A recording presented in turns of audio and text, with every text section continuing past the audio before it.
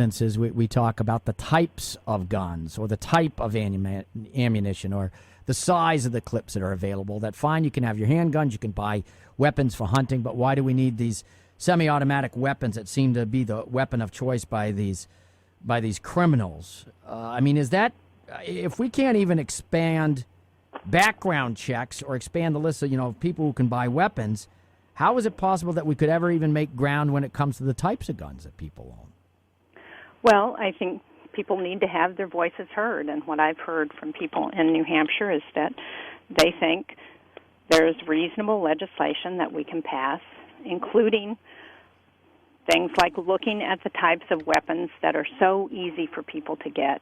The fact is, the AR-15, the gun that Mateen used, that's a weapon of war. It's advertised as being able to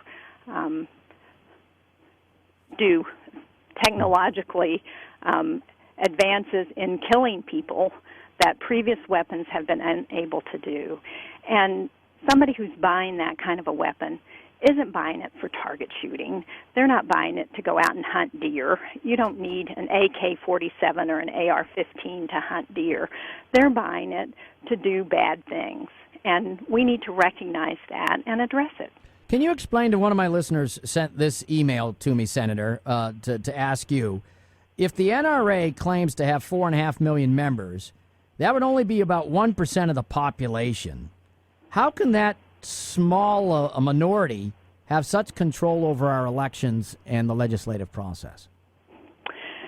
Well, sadly, I think it's because they are able to influence members of Congress, and they do that because they have a very strong lobby, because they spend a lot of money, and because they come in and finance ads and election kinds of activities in a way that has an influence.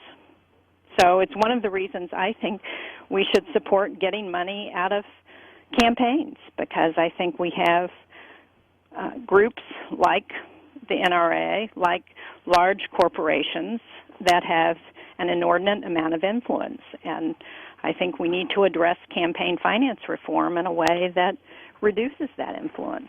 Senator Shaheen is with us this morning, WKBK 357-1290. If you want to join us.